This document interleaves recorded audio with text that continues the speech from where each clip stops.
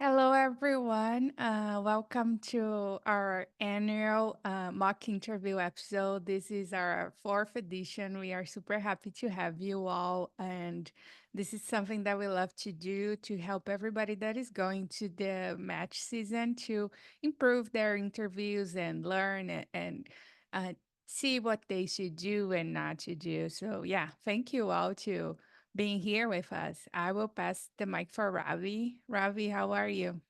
Oh, great. Thank you. I can't believe it's like the fourth session that we're doing. And I can't help but think uh, 4 years ago, our great friend Rafa Medina had come up with this idea, why don't we do mock interviews? Why don't we use this platform to help people? And when we look outside, we see many programs that will ask for funds to help you with your interview process, but we want to democratize clinical reasoning. We want to democratize mock interviews. So this was an idea to help people out there to kind of see how interviews are conducted and to also witness the most common kind of questions that we ask on the interview trail. And I just want to say that interviews should be without stress. Interviews are to get to know you. Interviews should be a perfect conversation because we are trying to see if you would be a perfect fit in our program.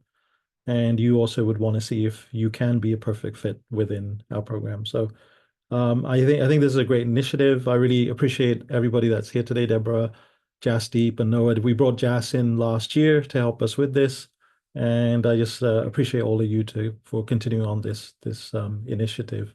So I'll swing the mic back to Deborah. Thank you, Ravi. Jazz, do you want to say hello? Sure. Thanks, Robbie, for those kind words. I know this is 4 years going, but this is my second year doing it. Very glad to be back. I'm looking forward to contributing to such a great team. I'll pass it over to Noah for him to say hello as well. Hey everyone, I'm so glad to be here. Last year I was in your position preparing myself for interviews, and I think the CP Solvers Academy community was very helpful in this process. So I'm glad to be able to, help others. Amazing. Thank you all for being here with us for we do this session. So I think we can start with Ravi and Jazz. Okay. So to start with Noah, how are you, Noah? How's everything? Hi, Dr. Ravi. I'm very good. How are you? Oh, great. Thank you. Really appreciate you wanting to interview with our CP Solver residency program. And I guess I want to start off with asking you just sort of generally tell me about yourself. What do you think are the most important features that you have or attributes? It's a pleasure to be here. I'm Noah, a recently graduated Brazilian physician. I'm a curious person and I love to learn and to teach. That's why I have been involved with the Clinical Problem Solvers, a global clinical reasoning group. I'm really passionate about general internal medicine and medical education, and I want a career involving both in the future, either in primary care or hospital medicine. That's why I think the Clinical Problem Solvers residency program will help me achieve my goals. Awesome. Yeah, absolutely wonderful features that you bring to the table. And when I looked over your application, I saw in your hobbies you like certain books, I think fantasy books. Could you tell me about the last book that you may have read? Yeah, I actually recently finished a very big series. It's called the First Law Trilogy by Joey Abercrombie. It's a grim dark fantasy, so it's like high fantasy, and the characters are written like real people with real flaws. And it's really compelling, very funny. I highly recommend it. Excellent. I would definitely check that book out. And could you tell me what would bring you to the US, or what was it about the US training system that would made you want to come interview with us and want to pursue training in the United States? That's a great question. In Brazil, I think we do get excellent clinical training. I did during my medical school years. The issue is that in Brazil, hospital medicine and primary care aren't really established as a branch of medicine. The reason being that in Brazil, after you graduate medical school, you can practice independently. So hospital medicine jobs and primary care jobs are filled by recent graduates, and they don't really develop a career out of it. Since my interest is mainly in general internal medicine, either hospital medicine or primary care, I wanted to go to a country that I could develop a career and advance through the ranks in those areas. And I think the US is a great place to do that. Excellent. Yeah. I think those are great things to pursue and to gain knowledge in and experience in the United States. And you definitely have a fantastic training program down or programs down in Brazil. Could you tell me about something that you're most proud of in your life or your journey? Yeah, I'm going to tell you about something that's not on my application. So I was part of the Students Association in my medical school, and I had a really good friend there, and we chatted. We were kind of running low on funds. So we developed this program to teach suturing skills to high schoolers and to network. It's called Talk and Suture. So they would come and we would teach them to suture and also network and tell them about medical school. We actually got quite a bit of funds, and with those funds, I kind of led the renovation of our student association room where the students would hang out and study. So I actually personally broke the tiles and replaced them. I installed like glass fiber inside a metal door to kind of isolate acoustically the room so that studying there would be more comfortable. And I also installed CCTV. So this experience was something that I'm really proud of because I did everything by myself. It's kind of a DIY project, and things worked out great. And it's just so nice seeing the fruits of your labor and the community enjoying those results. Awesome. I just love the volunteerism that you're exhibiting here. So that definitely is a great attribute that any program would want amongst their resident group. So coming from another part of the world where there are many colors and many seasons and many people, different people, if you were to pick a color, what color would you think you would want to be? That's a very hard question. And I think I would want to be like a light shade of brown.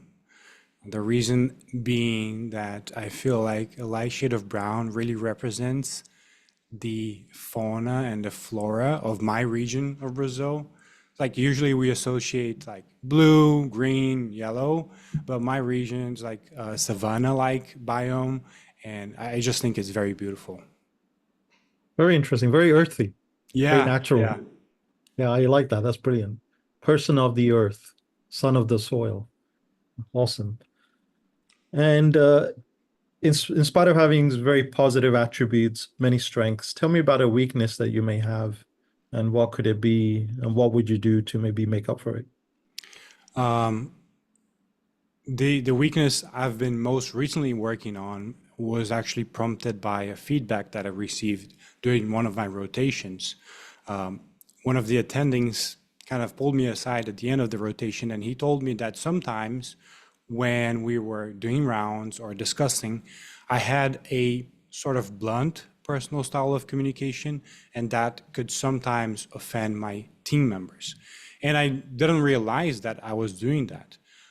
But upon further reflection, I realized that sometimes I put the issue above everyone else's feelings, and the way I communicate is too straightforward.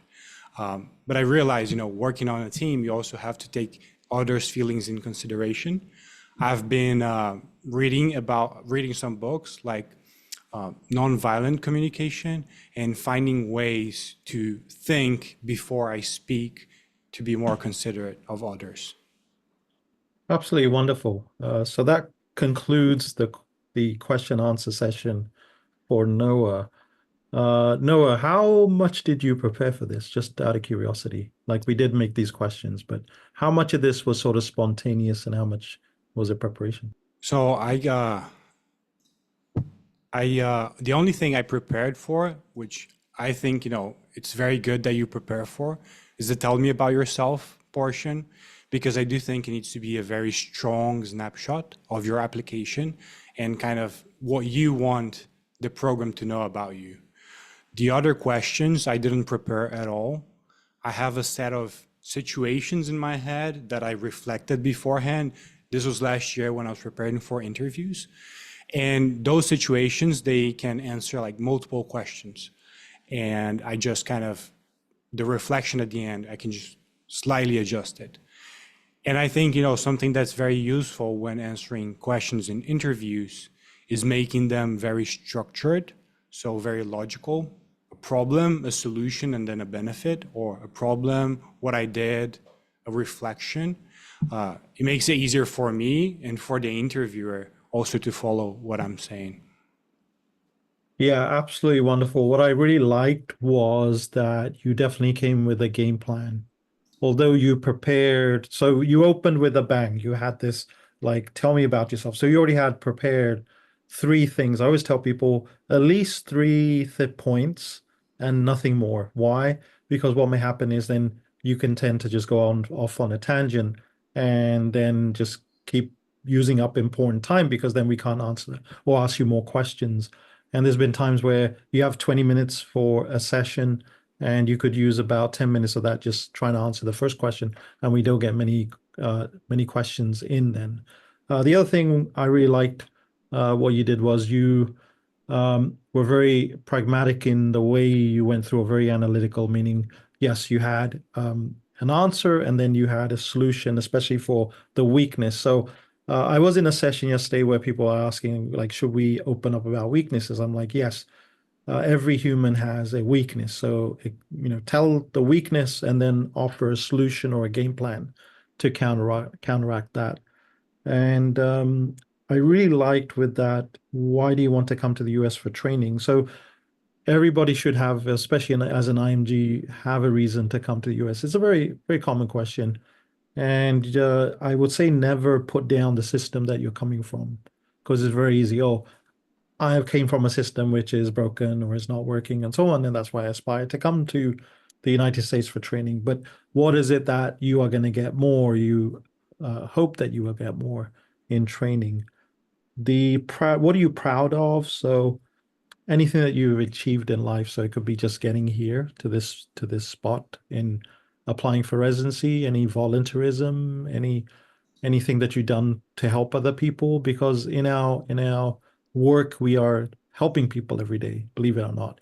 We do have an academic side, but we also have a very empathetic side where EQ is as important as IQ. So we're taking care of people of all different socioeconomic status and all different levels. So, and people from all around the world. So it's very important. But the other thing I really liked, we were able to bounce ideas and thoughts and sort of have a communication or sort of have a conversation, which is very important. So it shouldn't be just like I'm asking questions, sort of like in a robot manner, but it should be feeding off your answers and then coming up with questions or maybe more questions in response to that. So it was a very nice, I felt that was a very nice, warm conversation between the both of us, and I got to know a lot about you. Okay. Any feedback, Jasdeep or Deborah, anything that was a really good interview, I would say. Yeah. Perfect.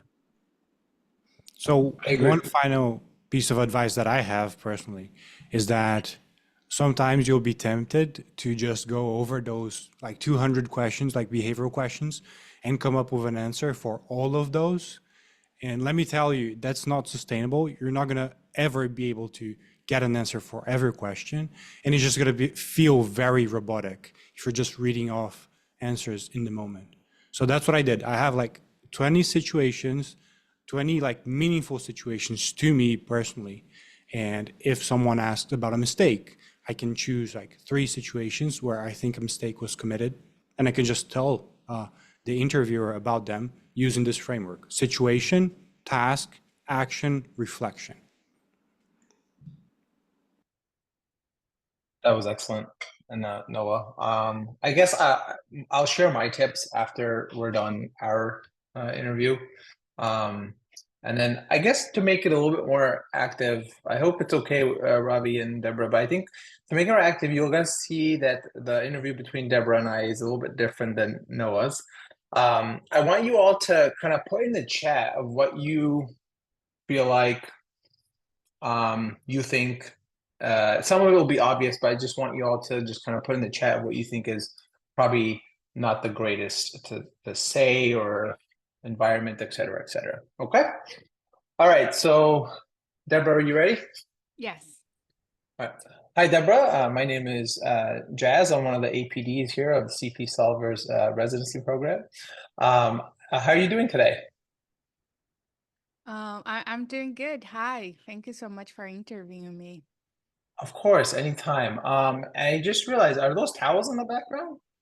Oh yeah, like I was like doing laundry this morning and I didn't have time to fold. So but I don't think it looks so bad here, like Yeah, no, I thought I noticed it, so it was interesting. You have a nice home though. That's great. So I guess let's get started if that's okay with you. Let's just start off by telling me something about yourself. Eh, em, creo que vos sos de América Latina, ¿no? ¿Hablas en español? Yo viví muchos años Oh, en sorry, Argentina. no español. English, Oh, please. Yeah. no.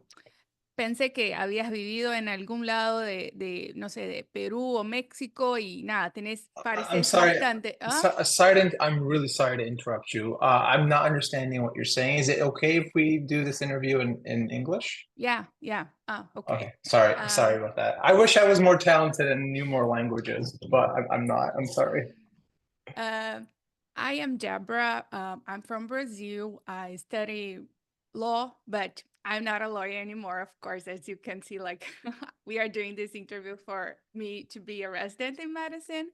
And I speak like 3 languages really, really well. I think you saw that on my CV. I add that to my CV.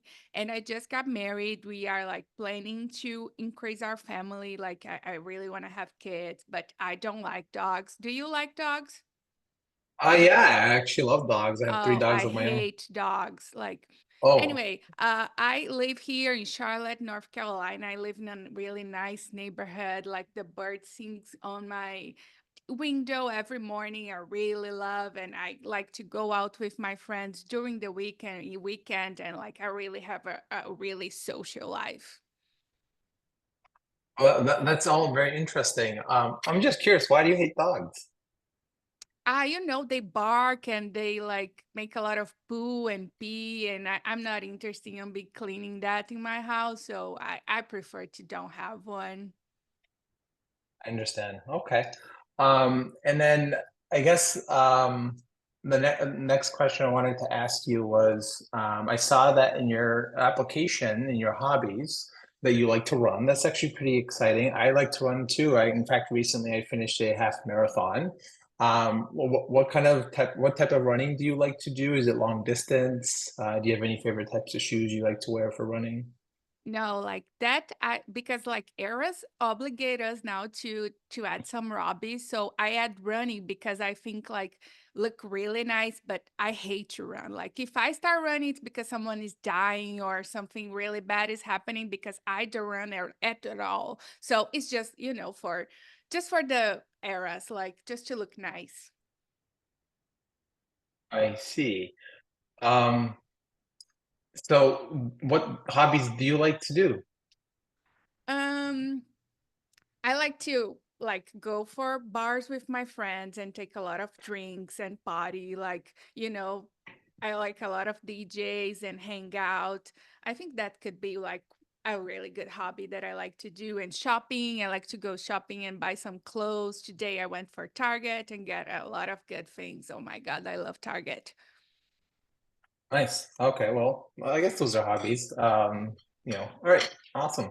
I guess the next question I wanted to ask you was, let's just fast forward here, and you're part of the residency program, and you have a conflict with the chief resident over, let's say, scheduling or rotations.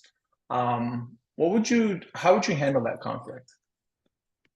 Like, let's say I'm never wrong, so I don't think like the conflict will be my fault. Like I'm always right. Like, and I don't think I would do anything in the residency that would make me look bad. So I think the best plan is you talk with your residents and warn them about that I'm going to the program because I would definitely rank this program as my first option, and I don't want to have problems. I don't want them to fight with me or having something with me. I would never say sorry, you know. I'm always right, so I don't have to. I think probably the problem will be with the other resident.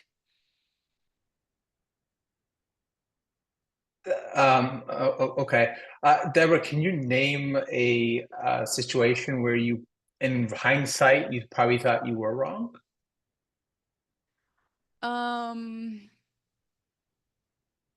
Let me just see a situation that I like, you know, normally if I am having a situation, for example, with my husband, like I'm always right. Like, for example, he said yesterday that his hat was in the door of our room, and I told him it's not. And of course, guess who was right? Me, not him. So I don't think I got wrong. I always know what I'm saying, and like I'm pretty like sure about everything. I understand. I guess my next question would be, tell me about a patient during your med school experience that you took care of that really you reflect back on and you remember about. Oh, there was one time that I like went to see a patient. I had just bought for really nice scrubs, and like they were super nice. I fancy I paid plus $100. And then when I got to see the patient vomited on me. Can you believe that? So that was something that I will never forget in my entire life. It was like it took me weeks to get my scrubs clean and that smell. So I think like I don't. It was something that I will remember forever. I really love that scrubs, you know. Yeah, I mean, I'm sure the patient didn't mean to throw up on you, but I'm sorry that was the experience that came to mind at that time. I guess to wrap up, what do you hope to gain from our program specifically? I think your program will gain with me. You know, your program. I will add to your program. Like I will be the good resident, the one that will shine, the one that will be really good, and like I will be, I will be the highlight of your program. I think your program need me. Well, Deborah, it was nice to meet you. Wish you all the best. All Thank right, you. and scene. So jokes aside, some of these answers or situations, believe it or not, has happened. Deborah's, by the way, a round of applause. That was excellent acting. Deborah's not like that at all. But like for example, the towels in the background was like not that bad of a situation. When I was chief resident, I had a applicant that had his dog running back and forth onto his bed and would intermittently bark. There's, I guess, being a dog lover, I guess that's fine, but not in a professional setting. So Zoom interviews are very tricky because most of you will be doing your Zoom interviews from a comfortable place like your home, your bedroom, living room. I think it is absolutely crucial that when you're doing a Zoom interview that you have a white background, okay? Bookshelves, stuff like that is fine. Make sure it's in a neat spot. If you have interesting posters, make sure they're hidden, or anything that might, um, create some type of unwanted questions in that interview process. Let's be fair, we all have busy lives, and like there's really nothing wrong with having unfolded laundry because you didn't get a chance to do it. But in an interview setting, there is that you are being looked under a microscope, and because of that situation, the best way to present yourself in a professional manner and to your best ability is something you can do. So like a quiet environment where there's minimal interruptions or zero interruptions would be the ideal spot for Zoom. You know, I think it's always good to be genuine with your responses, but like at the same time, you need to have some type of framework. Maybe Deborah, or maybe Deborah has never truly been wrong, but to always, that's never true. But to really think of concrete examples of where you were probably incorrect and you learned from that mistake. Think of a few examples that you want to share from the interview standpoint. And then basically when it comes to hobbies, everyone has hobbies, and I don't want you all to think that your hobbies may not be as interesting as your other applicants. Your hobbies are your hobbies, and the way you describe it is going to be very important. And don't put hobbies on there that like you feel like would, I don't know, for whatever reason, relate to your interviewers. But then, because here's the thing, they may ask you about it, and if they ask you specific questions about it and you don't know much about it, then they're going to question your hobbies. And again, it's a knock against professionalism. And then, it's okay to ask, the interviewer, like, do you have dogs? That's a great way to bond as well. But I'm glad that Deborah, when she said that, I just recently got married. If you guys noticed, I didn't ask her, do you have plan to have kids or anything? That's a red flag from the program side. And, technically the interviewee, so you all should not ask any personal questions like, oh, are you married too? Do you have kids? Unless there was a conversation that was going down that direction. But I would be very careful about that. And I'm not going to go into the telling me about yourself because Noah really summarized that pretty well. And I think a couple of other things I wanted to just quickly share. And then Deborah, I'll turn it to you to see if you wanted to add a few things as well. When it comes to meaningful patient encounters, it's okay to like, basically any patient encounter that was meaningful to you is a meaningful patient encounter. You don't have to like paint this like most illustrious example of a patient encounters, whatever was memorable to you, and then just explain why it was memorable to you. A couple of tips that I've learned through being a chief myself was, A, be yourself. Bring your personality. Your personality is unique to yourself. Very rarely will you have overlapping personality. And I, believe it or not, I started off when they asked me, tell me about yourself, I did my best to kind of throw in a little safe PG joke to kind of be an icebreaker for myself and also for the interviewer. So that's how I use to kind of ground myself, but then also feel comfortable. Interviews are always going to be high stress situations. Doesn't matter how much you've prepared. So it's always okay. I want you all to feel empowered that if you are asked a question, Laura, I'll share the joke in a second. So I want you all to feel empowered to say to the interviewer, that's an excellent question. Do you mind giving me a few seconds to think about it? Because what's worse is you quickly answering the question and not answering the question either completely or accurately. So if you feel like in the moment the nerves are getting too much, be like, this is an excellent question. Do you mind giving me a few seconds to collect my thoughts? That is a perfect way to just take a deep breath in, think about the question, and go forward. So the question that I used was, now I'm blanking on it. I think I said something about, I love eating my ice cream, even if it means that I probably contribute to 90% of the greenhouse gases because I'm lactose intolerant. So it was something that both the interviewer and myself had a chuckle over. It's something safe, it's not like, something about a joke on yourself. Obviously you don't want to offend anybody. So that's my, just a few tips. I guess we can also have some tips at the end as well. But Deborah, I wanted to turn it over to you to see if there's something you want to share.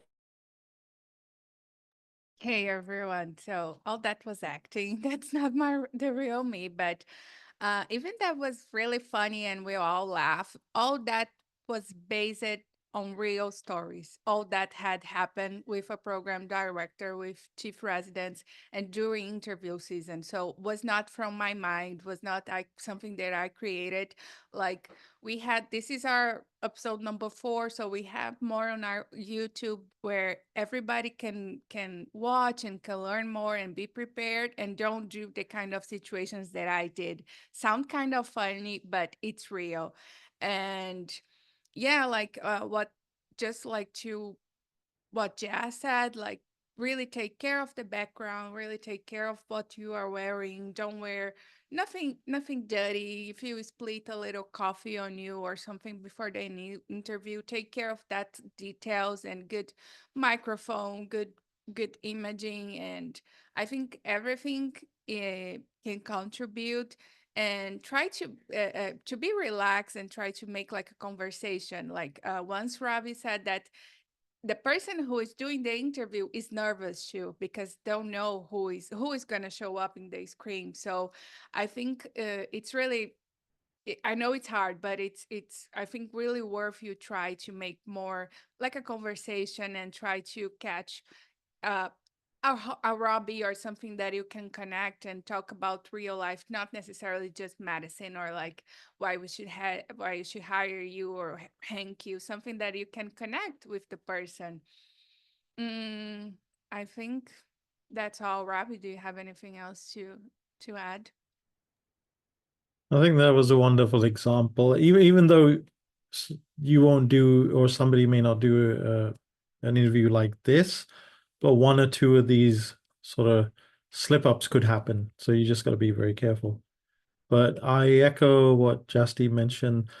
The background, I think you can really utilize to your advantage because you could put stuff in the background, which sometimes I'm like, oh, what is that? Like, I may have CPS schemas in the back. What is that? Somebody might ask me, or what do I have a drawing on my whiteboard, or if I have pictures in the back or something like that. So you can make it very personal, but again, don't clutter it too much because you want to say bring Jass's attention to a particular number of different things. But I think a background, one advantage of Zoom is to make a personal background, which can be very beneficial, and it can actually lead the conversation down a route instead of us asking too many difficult questions. We may ask you questions about your background. So out of the 20 minutes, I mean, I remember some conversations we had somebody match who had very unique kind of pictures. I'm forgetting what they were, but uh, it just remained with me when it came to the time to make the rank order list. And I remember this person with these unique set of skills, and that definitely left an impression with me. And the conversation was great regarding the art of making those pictures that he had on the wall. Jas, you have your hand up. Yeah, thank you so much for bringing that up because that reminded me. Like if you guys have some type of talent, like music or art, exactly what Ravi said, use that as like a bait to put it. Bait sounds bad, but put it on your wall because there's so many times where like especially when there's like getting to know each other type of situation, you're like, hey, like I noticed that painting on your wall. Tell me more. And they're like, oh, I love painting. I'd like to do this, or I love to play the guitar. I think that's all excellent, and it brings more character to your overall profile.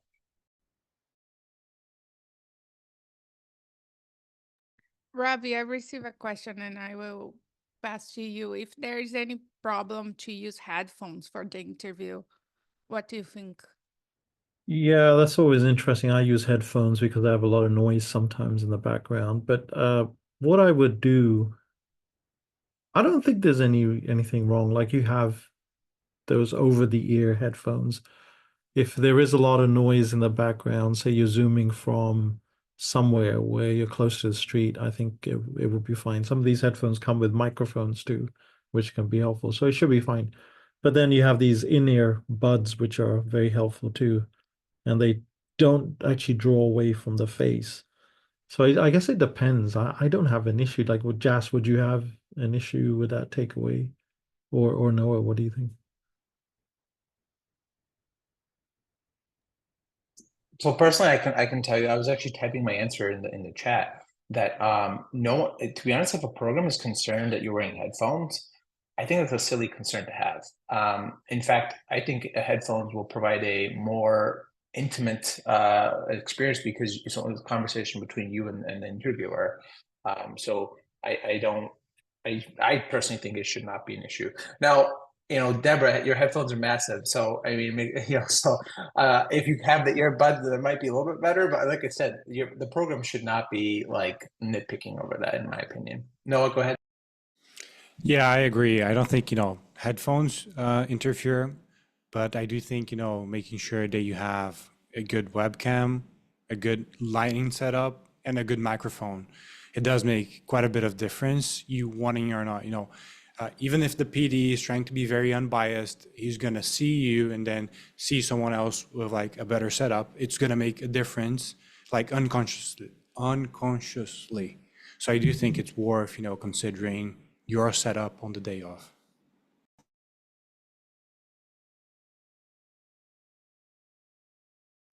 Should we go for our third interview? Yeah, absolutely. We have 20 minutes left, so I think we should get started. But by all means, type in the chat if you have questions, and then Deborah, just keep an eye on the questions. So for our third interview, we have Jas as the applicant. So welcome, Jas, to CPS Medical Residency Interview Day. How are you doing? I'm great, Dr. Singh. Thank you for giving me the opportunity to interview today. I'm very excited. Incredible, incredible. Absolutely a pleasure to have you here today. So could you tell me, like, you're here to interview for medicine. What do you like to do outside of medicine in your free time? Yeah, I think that's a great question. I have a lot of things I like to do outside of medicine. Sometimes I feel like I have to pick on certain days. I love working out. I think, you know, for me, it's a really great stress reliever. And I also love outdoors. Like I love hiking, canoeing, kayaking. I like to usually do it with my friends. And the other thing I love to do, I love my food, whether it's trying new restaurants. Personally, I love trying pizzas. So every city I go to, I try a pizza that's known in that city. And then I also love my gelato or ice cream. So I try my best to try like the best one in the city, especially during interview season. I'm going to different cities and exploring. So I also like to enjoy your food scene. So I think in a nutshell, that's what I like to do. The other thing, I guess, is enjoy time with my friends and family. But I can give you a whole spiel, but I think that for now really highlights my character overall. Oh, I'm not too familiar with gelato, but what flavor would you have me, or what flavor would you recommend to me to try? Yeah, hands down, it would be pistachio. Like, not even have to think about that one. Okay, I will, after this residency, go find the nearest gelato store and order some pistachio. So, and I will send you feedback regarding that gelato. So, I'll be looking forward to that. and if you had to explain or talk about yourself in regards to other applicants, like why would we choose you for this program instead of other applicants, or what puts you over other applicants? Yeah, great question. I'm not sure about what how it would be over other applicants. I feel like all applicants that apply to residency are very qualified or have their own unique talents. But I think what makes me unique is my ability to relate with other individuals. I feel like I have a sense of humor that usually works well with a lot of people I hang out with, but if not, I also like sports and can use that as a talking point. I love medicine, obviously, so that is another tool to that overall approach to get to know other people. So I think just like easily relatable to other people and my ability to kind of make a comfortable environment for people, especially people that I'm meeting for the first time, which I honestly feel like in a residency program, when you have 12, 15, 20 new residents, I think is a strong contribution to that program, where I feel like even though we may all have different personalities, there will be something that I can relate to with each of my colleagues and also my patients. Excellent, excellent. You mentioned sports. Tell me about one of your favorite teams that you follow. Yeah, for hockey, unfortunately, I'm a Buffalo Sabres fan. I used to play goalie when I was younger, and I grew up watching Dominik Hasek, who was one of the Hall of Famer goaltenders in Buffalo. But ever since he left, the Buffalo Sabres have not been so good. So that's why I said unfortunately. NFL and basketball. Basketball is the Toronto Raptors, and NFL is the Buffalo Bills just by default. But I don't like the Ravens. If you could go back and change something about yourself, what do you think you would want to change? Oh, that's a really great question. That's a really great question. I'm just gonna use a few seconds to think about that one.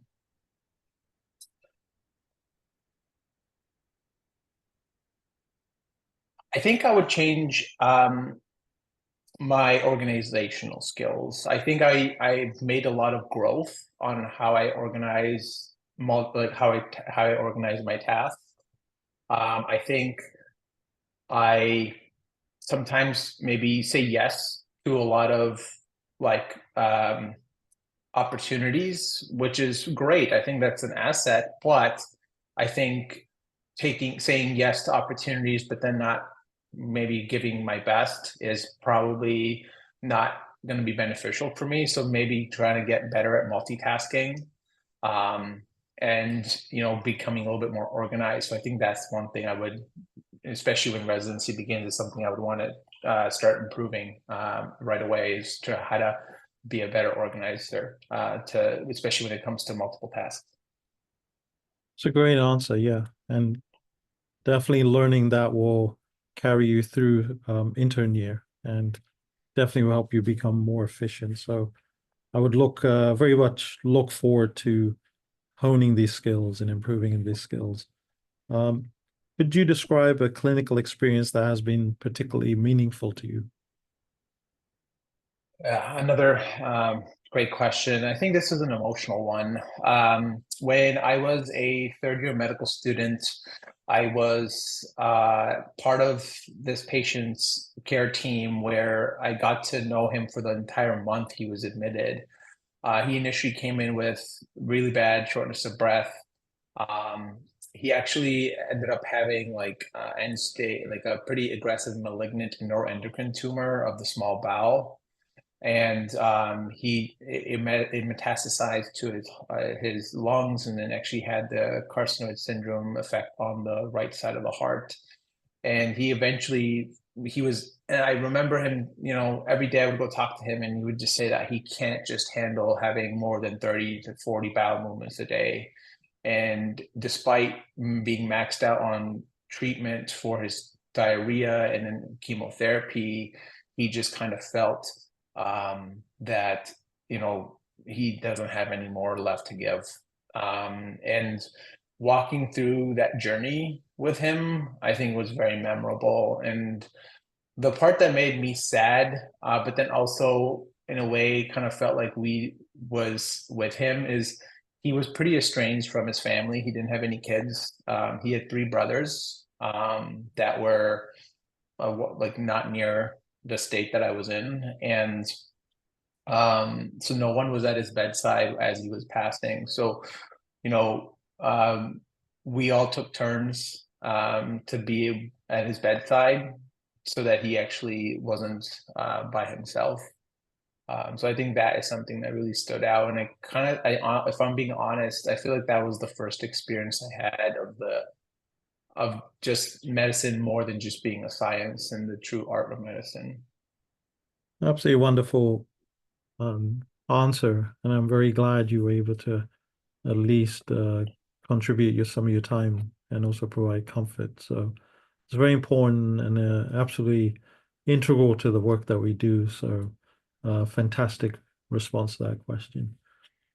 And our program is notoriously known to have intense, long clinical hours.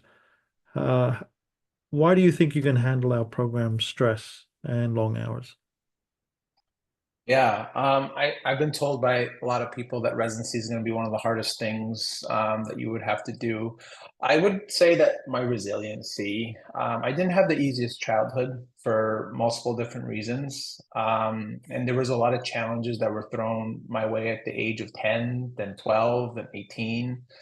And there was many aspects where I actually had to be technically a leader of the household. And even though at that time I was probably, in a very stressful situation in hindsight, I feel like that resiliency and that leadership skills that I learned earlier on would probably help me go through similar, if not similar, like somewhat stressful experiences to residency in the long hours to get me through those days, because I would relate back to how I got through those tough moments to see where I am today. Like, for example, when I applied to medical schools, I applied to over 210 med schools, and I got two invitations and eventually got accepted by one. So it was a very stressful moment then too. But I persisted. I was resilient, and I feel like those experiences in particular would I think help me when during the rigorous schedule of a residency. Definitely, you displayed a lot of grit in your journey, and that definitely will pay dividends. I can definitely see that. Now, to switch gears, if you could be an animal, what animal would you want to be? I love the shift from serious questions to something lighthearted. I think that was nice. I think, oh, that's a good question. Um, I've been told I have a good memory, so I feel like I would be an elephant because I've been told they also have pretty good memories. Um, Hopefully not because of my size, but more for their memory capabilities. So I think I would say an elephant. I just love that. Elephants are so emotional creatures if you see them. Yeah. I That's think just wonderful. I think my wife would agree that I'm emotional too. But if you do watch the Nature Channel and you see how elephants mourn and what they go through, it's just remarkable. So that's that set off a very nice sort of thought or feeling in me. So yeah, I love that question. I mean, the answer to that question. And what motivates you to wake up every morning? I have a joking answer and a serious answer. A joking answer is trying a new flavor of ice cream every day. My serious answer would be, honestly, this might sound corny or, like cliche, but I truly believe that every day I wake up seeing how I can be better today, put in the hard work today so I can be better tomorrow. I truly believe that the destination is not the goal, the journey is. And I kind of learned that through watching sports. And one of some of the athletes I've looked up is Kobe Bryant, and he basically has that mentality as well, where um, you put in the hard work. So I feel like just seeing the evolution of myself, of where I started off from and where I am today. I'm sure, like, you know, uh, it may not look a lot to me in like the present moment, but when I take a pause, like a mentor once told me that sometimes when you're climbing a ladder or a mountain, you don't know how far you've climbed until you look down. So I think just that the kind of motivation that really gets me going is how I can be better tomorrow, and how can I work on myself today. And that's just not within my career too. That's how I can be a better person to my friends. How can I be a better partner to my wife? How can I be a better son? And then obviously how can I be a better healthcare provider in the future? All right, absolutely wonderful. We'll stop there. I think that was very deep. Some of those answers were very deep, and I think one interesting thing that you were able to bring humor, right? I got this question yesterday. I was in another Zoom, and people asking me, "Oh, can we make a joke?" I'm like, you have to take the lead off of the interviewer, right? So I kind of change it up a bit with elephant and having some fun, which it should be. I think an interview should be a conversation. It shouldn't be stressful. There will be a few stressful questions, but I think to really get to know you, you have to make it a comfortable environment. If we stress you, I mean, the data shows that most people will just then run back and then withdraw into their shell and not really open up. This is about opening up and trying to get to know the real person behind the CV. So going from two-dimensional to three-dimensional, and then seeing if this person is a good fit in the program. I really like those like icebreakers halfway through, so it kind of de-stress because these questions are stressful.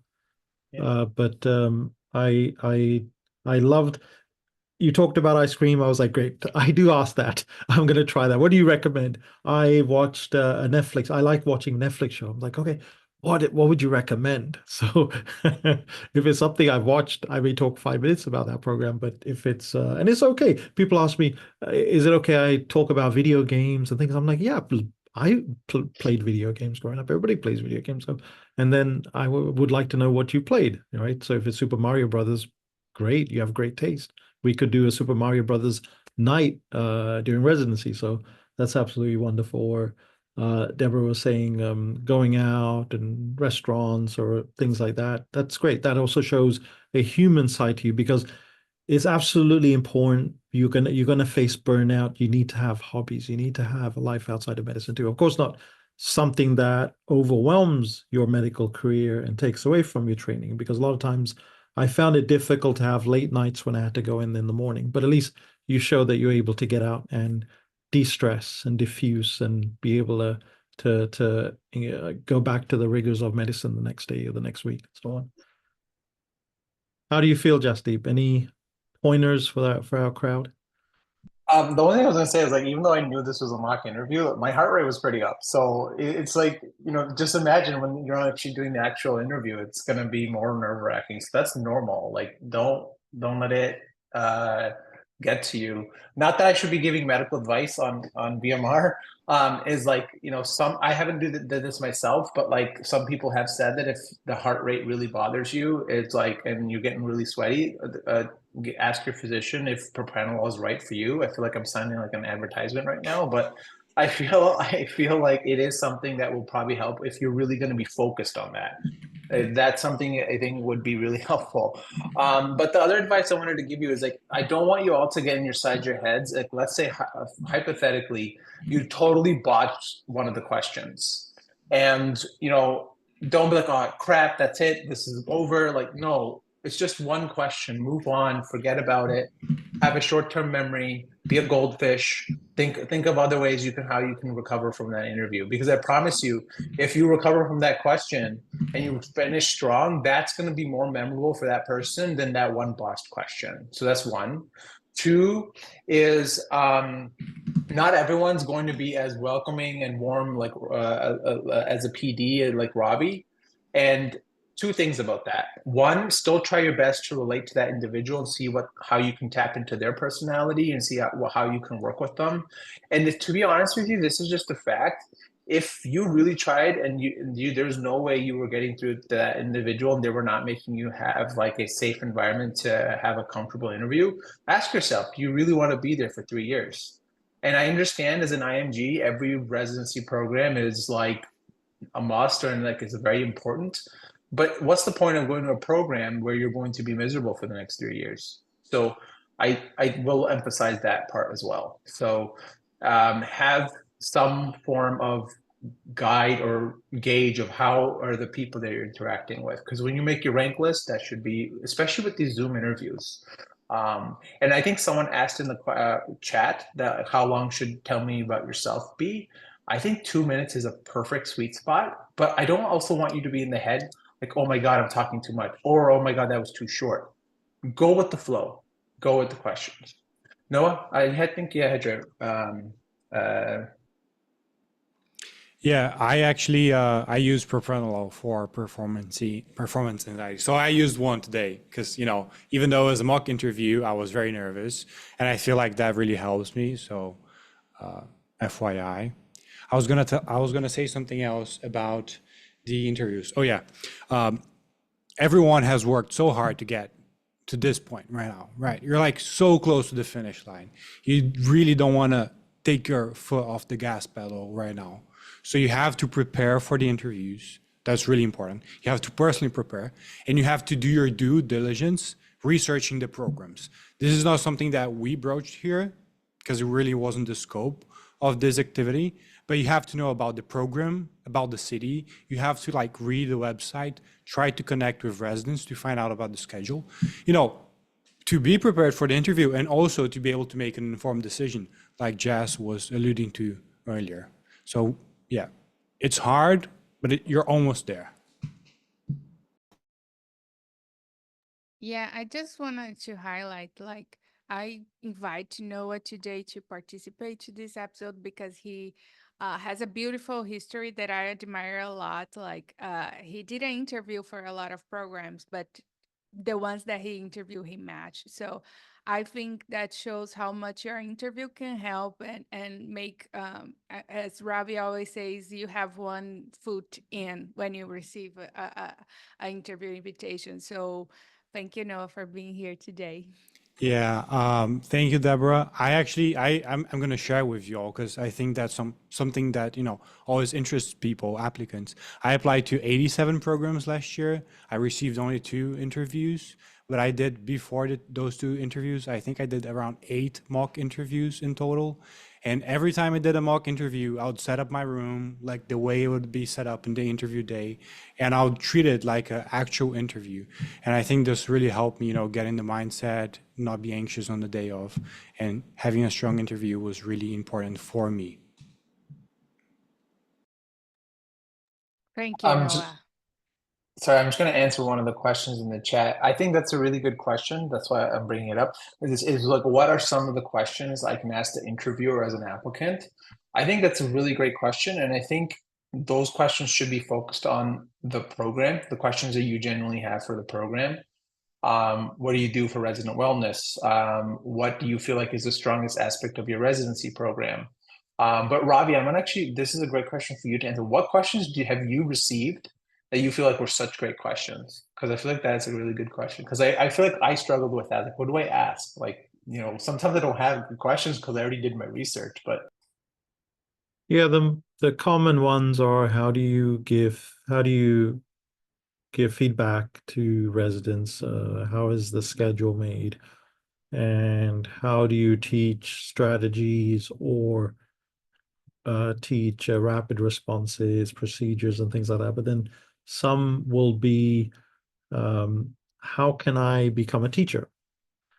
How can you help me, become a teacher? Or how can you help me become a proficient clinician? How can you help me become a good clinical reasoning specialist? How can you help me to become? And when you say this, it's just not saying it for the sake of it, but just like kind of what kind of scenario, what kind of situation, like do you want to become a teacher maybe later on in your career? Do you want to go into academic medicine? Some good questions will be how can you set me up for research? Like I come from an institution where I haven't done research, and I hear research is big, so I want to go into subspecialty. How can your program help me get a fellowship in hemonc or endocrinology or things like that? So I think any question where you can figure out if there's a good support structure, right? Everybody's walking in the first day, especially look, we have a lot of IMGs here, and so the workflow is going to be foreign to you, right? So the rounding structure, notes, oral presentations. So what does the program do to help you become successful on day one? Because it is traumatic, right? You, as an IMG, you go first day, you're handed a strange pager, and you are given a list, and you receive sign out, and then you start going on the floor. How can a program help you with communication? Some of us may not English may not be the first language. How can we learn to communicate with the patient? The first day, morning, you go and you're with a patient, and it can be intimidating. The patient can be a little overwhelming, right? Patient is sick and not happy and may ask you, doc, like, what's my situation? Please help me. And it can be a little nerve-wracking. If you've done US clinical experience, still you're looking over the shoulder of somebody, but you're not the person that's directly in front of the patient. And there may be a resident with you, but they may not be as well. So I guess that's what I would ask a program. How can the program generally set you up for success, especially in intern year? And as you transition through intern year, how can they set you up for success in life? What support structures they have for wellness? Wellness is very important too. Like maybe like today I bought my all the floor teams lunch because I didn't want to feel like I'm eating lunch and I got nobody lunch or something. So that can be something that is wellness, right? So you're working on the weekend and your friends are all at home playing video games or watching Sunday football, but you're in the hospital, and it can be a little depressing. But what can we do to bring a little charm into your life, or a little pleasure into your life? So anyway, before I keep rambling, I think it's very Ravi, important. Yeah. Yes, uh, Deborah. no, another, I think, look for the CV of the person that is gonna will interview you. You think that is a good option too for you bring a question and talk about something common? Yeah, I guess you can, but don't make it obvious that you've done that just to look impressive. Okay. So I don't really look for that they know me. I mean, sometimes, yeah, if some people come like, oh, I see you on CPS, I'm like, okay, good. Like, you're learning from CPS. So behind the scenes, you're learning. I mean, anybody that's featuring on CPS and we see who joins, it's great because you're learning medicine, and you're learning a lot of strange diseases that are presented week in, week out. So that definitely, I think, is a bonus, because why do we come here? Because we come here because we love learning medicine. So yeah, there could be something in the CV, especially if it's something, if you find something like that person is interested in, you could really stoke up a conversation in that area. But I wouldn't just do it, oh, look, I saw on this, you did this, or something like that. But overall, I think we're more interested in you than less that you know more about us. Yes, you do know about our program, but it's not me, it's the program. The program is interviewing you, and you are also interviewing the program. Okay. Thank you.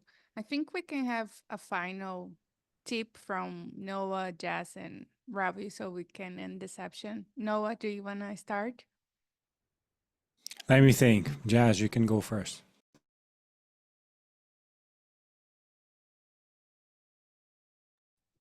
Sorry, I was struggling to unmute. Thanks for putting me on the spot there, Noah. I think the best tip I can give anyone that's in this spot is like, at the end of the day, it's always good to be prepared, but don't be over prepared, meaning don't like feel like you're reading off a script. Be prepared in the sense that you should have like some jot notes or like some points that you want to really make sure you're organized, and that you're not going to forget in this moment of stress. But go with the flow. Like Laura mentioned in the chat, pretend you're telling a story or having a genuine conversation between you and a friend, a professional friend, not Deborah's party friends. But so like just be yourself. Let your personality shine, and make yourself and really show what makes you unique, because we're all unique in our own way. Nice answer, Jazz. I think I'm gonna kind of piggyback off of that and say that eras in general and interview season for me, that I had never gone through a process like this. In Brazil, we don't do interviews. We do like one exam and that's it. It was a moment that I could reflect on my journey, reflect on my career goals, and learn more about myself. And, I think preparing for interviews is also, reflecting about you and what image and what things you want to make sure the interviewer knows about you. So I think, reflecting, imagine yourself in 5 to 10 years. It's also a good way to kind of have a coherent story and a coherent picture that you want the interview to know about you. Yeah, I just want to add to what Noah just said there. This is just one part of your journey in life, and you just don't know what will come around the corner. So we may get stressed for some reason, but you may do an interview where it feels like you didn't do too well, but you just don't know. And I guess don't be too hard on yourself, but try and at least make a concerted effort. Look, you have a chance to make an impression, and you never know, you may make a good impression in the mind of the interviewer. And the interviewers definitely do discuss, like at least you get two interviewers rather than just one person, hopefully. And then the two people will discuss, because maybe one person didn't maybe did miss something, so the other person might bring up something that was unique about you, and then they make a decision where the person is on the rank order list. So this is just one part of your journey. Enjoy the journey, and just wait and see what happens. And I've seen just amazing things happen. People match, and some people did not think they were going to match. Some people didn't match a year ago, and then they match, and it just happens. So trust the process. Yeah, sometimes it may not work out, but then you just have to pull yourself together and try. And that's just how life is. But give it your best. And like Jas had mentioned, don't be too desperate, because that also will turn people off. So just have a discussion and be prepared. Be prepared to be spontaneous in your discussion as well. And hopefully the places you interview will be kind and nice and want to get to know you, and not really put you on the spot and try and see you then break down and see how you respond to that stress, because that is also not kind to those of you that are interviewing. So you are also interviewing these programs, like Noah said. You are getting a behind the scenes into the mind of the program. Deborah? Yeah. Thank you very much, everyone that connected. We wish for everyone all the best of luck. So we hope to see you guys soon. Bye bye. Bye. Good luck, everybody.